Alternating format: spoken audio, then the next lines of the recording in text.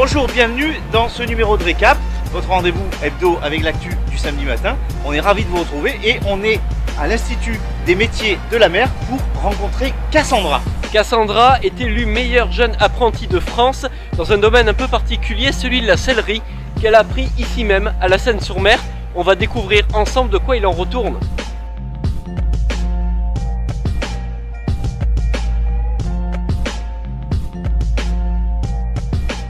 On est dans l'atelier dans lequel tu as passé toute l'année dernière jusqu'à l'obtention de ton diplôme de meilleure apprentie de France, région Provence-Alpes-Côte d'Azur. en Sellerie générale. Que ma mère est couturière, elle fait de la retouche. Ma soeur aussi est dans la couture. Et du coup, on est un peu tous manuels dans la famille. J'ai appris un peu la couture et je me débrouillais déjà pas mal en entrant en sellerie ici. Et ça, c'était l'ouvrage qui t'a permis de te faire présenter au concours. Oui, une voile d'ombrage pour jardin. Et avec une carpe coille intégrée. Et ça t'a pris, tu l'avais dit, Environ 100 heures. Vous avez sans doute déjà participé à la collecte de bouchons en liège ou en plastique dans votre entreprise, pas loin de chez vous. Eh bien, France Cancer, l'association, a transformé ces bouchons collectés en 2 chèques de 4 000 € remis ce soir à 2 chercheuses niçoises. Ça se passe en salle du conseil municipal et on y va tout de suite.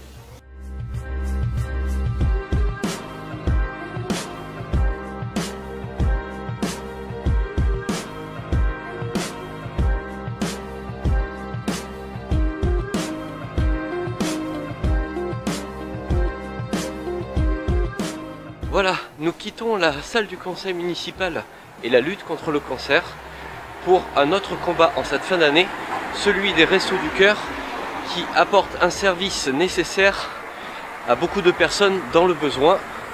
Nous allons voir ça donc ensemble.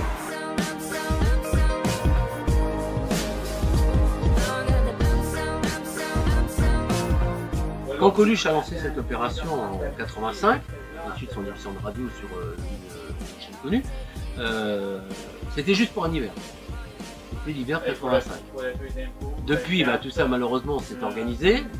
Enfin, c'est heureusement organisé, je dirais, mais malheureusement il existe toujours puisqu'on attaque la 35e année de distribution.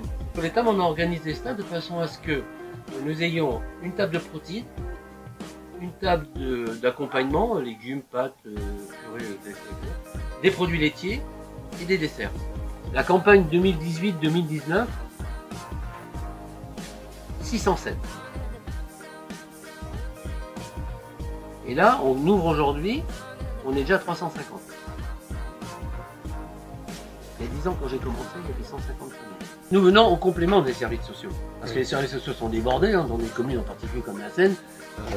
Les besoins sont énormes et les gens ne savent pas toujours. Alors, il est évident qu'on va d'abord les adresser aux assistantes sociales, mais les services sociaux sont contents aussi qu'on appelle. Parce que nous, on va faire en sorte, parce que vous savez qu'aujourd'hui, toute démarche administrative c'est sur Internet. D'accord ? Or, nous avons maintenant pas mal de personnes âgées qui viennent nous voir et qui n'ont jamais fait les démarches, par exemple pour le minimum vieillesse. On a besoin maintenant de gens qui ont des formations, des connaissances juridiques pour pouvoir aider les personnes quand on est face à un huissier, qu'on sache les démarches qu'il faut faire pour éviter d'être saisi, ou quand on commence à avoir des problèmes d'impayés de loyer, qu'on puisse aussi les aider à monter des dossiers par exemple sur endettement. Connaissances juridiques et informatiques. Oui, juridique, informatique.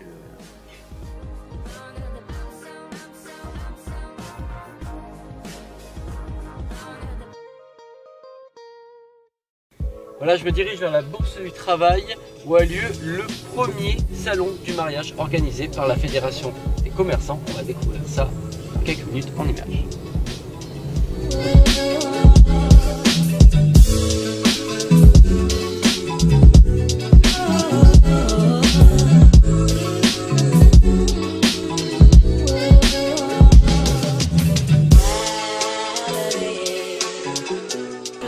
Présente sur le salon du mariage à la Seine, vous présenter mes créations et puis à la fois parler de mon métier et de vos projets de mariage surtout. Ça se passe très bien parce qu'ils sont à la recherche à la fois de nouvelles idées, ils sont à la recherche d'inspiration et également de conseils. Écoutez, moi je trouve qu'il y a de beaux prestataires. On a eu un défilé sur les robes de mariée avec des compositions florales pour les bouquets que je trouve trouvé beaucoup étonnant parce que ça sort de l'ordinaire. Et puis oui, je pense que c'est un beau salon qui se présente. Et c'est la première édition, donc on espère qu'il y en ait d'autres derrière.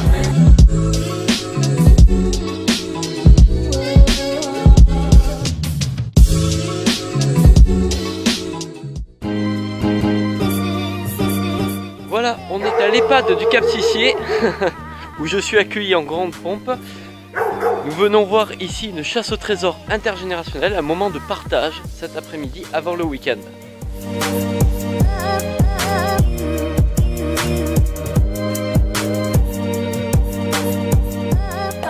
Il faut savoir que quand on met des animations intergénérationnelles, on essaie de programmer, en tout cas avec la maîtresse de Jean-Jacques Rousseau, des périodes estivales.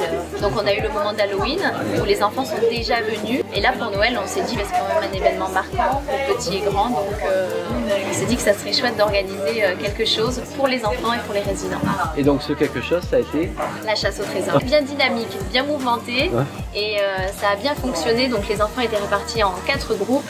Les résidents les ont accompagnés et ils devaient récolter des indices pour découvrir le lieu du trésor. C'est toujours positif. Toujours positif, même si parfois, avant que les enfants arrivent, ils peuvent dire « Ah non, je suis fatiguée, je vais rester dans la chambre ». On dit rien, mais on les voit arriver au restaurant. Voilà. On sait que finalement, ils vont être là. Anna et Chloé, les meilleures copines. Et alors du coup, vous êtes venus pour quoi faire ici? Pour trouver un trésor. Oui. Trouver quoi? Un trésor. Le trésor de qui? De petit lutin. Et vous l'avez trouvé ou pas? Oui, on sait où il est. Enfin, pour l'instant, on n'a pas trouvé, mais on sait où il est. Là, regarde, il y a des morceaux de... Oui, on a complété là.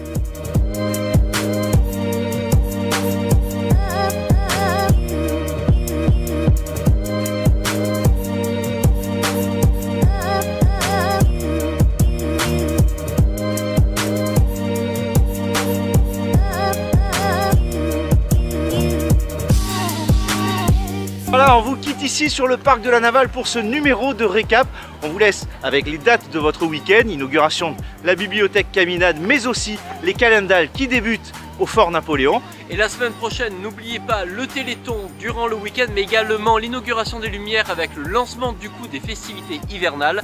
Et pour terminer, sur cette fin d'année, le lancement de la nouvelle programmation du Centre culturel Tiso 2020. On vous laisse découvrir tout ça en images. À la semaine prochaine. Ciao, bon ciao. week-end.